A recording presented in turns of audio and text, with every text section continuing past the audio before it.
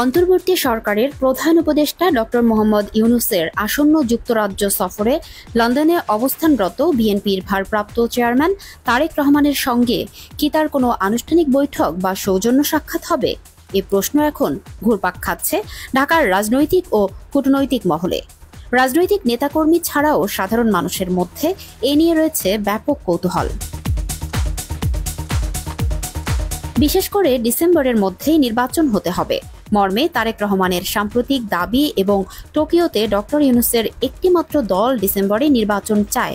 পার্শ্ব প্রতিক্রিয়াহীন, গাঢ় আর দীর্ঘস্থায়ী রঙের জন্য বেছে নিন বাজারের সেরা রঙিলা কালার মেহেদি। মন্তব্যের কারণে দেশের রাজনৈতিক অঙ্গনে যে উত্তাপ বিরাজ করছে, সেই প্রেক্ষাপটে সম্ভাব্য লন্ডন বৈঠকের দিকে এখন সবার দৃষ্টি।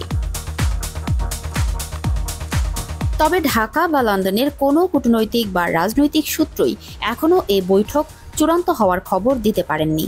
প্রধান উপদেষ্টা ও বিএনপির ভারপ্রাপ্ত চেয়ারম্যানের মধ্যকার প্রস্তাবিত বৈঠক আয়োজন নিয়ে যোগাযোগের সঙ্গে সংশ্লিষ্ট সূত্র নিশ্চিত করেছেন যে দুই নেতার মধ্যে লন্ডনে একটি বৈঠক আয়োজনের চেষ্টা চলছে। সরকারের তরফে আনুষ্ঠানিক ও অনানুষ্ঠানিক যোগাযোগ অব্যাহত রয়েছে।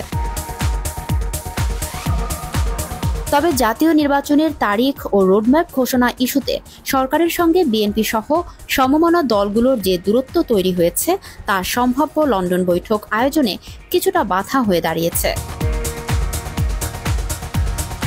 সংশ্লিষ্ট সূত্রগুলো বলছে, বিএনপির তরফে এই বৈঠকের শর্ত হিসেবে নির্বাচনের সম্ভাব্য তারিখ এবং নির্বাচনী রোডম্যাপের ব্যাপারে আগাম নীতিগত ঐকমত্যের ওপর জোর দেওয়া হচ্ছে।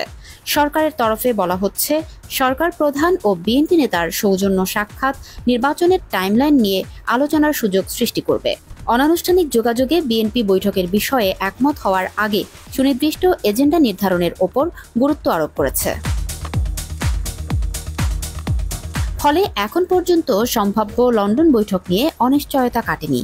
তবে একটি সূত্র গণমাধ্যমকে জানিয়েছে, সম্প্রতি প্রধান উপদেষ্টার ব্যাংকক সফরে ভারতের প্রধানমন্ত্রী নরেন্দ্র মোদীর সঙ্গে বৈঠক আয়োজনে ভূমিকা পালনকারী একজন উচ্চপদস্থ কর্মকর্তা ঈদের পরপরই লন্ডন যাচ্ছেন বিএনপির ভারপ্রাপ্ত চেয়ারম্যানের সঙ্গে বৈঠকের আয়োজন চূড়ান্ত করতে। তবে 1-11 সরকারের নিপীড়ন এবং আওয়ামী লীগ সরকারের মামলা সাজার ফাঁদ ও লাগাতার হয়রানির কারণে বিলেতে নির্বাসিত জীবনযাপনে বাধ্য হওয়া বিএনপির শীর্ষ নেতা তারেক রহমানের বিদেশে অবস্থান নিয়ে ওই কর্মকর্তার সাম্প্রতিক একটি মন্তব্যের কারণে দলটি তার পদত্যাগ দাবি করেছিল।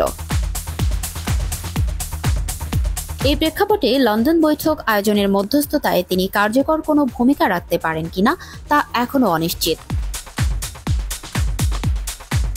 প্রধান উপদেষ্টার দায়িত্ব গ্রহণের পর থেকে বিভিন্ন উপলক্ষে রাজনৈতিক দলগুলোর শীর্ষ নেতাদের সঙ্গে ডক্টর মোহাম্মদ ইউনূসের সাক্ষাৎ ও বৈঠক হয়েছে। সশস্ত্র বাহিনী দিবসের অনুষ্ঠানে বিএনপি চেয়ারপারসন সাবেক প্রধানমন্ত্রী বেগম খালেদা জিয়ার সঙ্গে তার সাক্ষাৎ হলেও এখন পর্যন্ত যুক্তরাজ্যে নির্বাসিত বিএনপির ভারপ্রাপ্ত চেয়ারম্যানের সঙ্গে দেখা হয়নি। সে কারণে এবার ঈদের পর লন্ডনে দুই নেতার সাক্ষাৎ ও বৈঠকের সম্ভাবনা নিয়ে তোড়জোড় চলছে।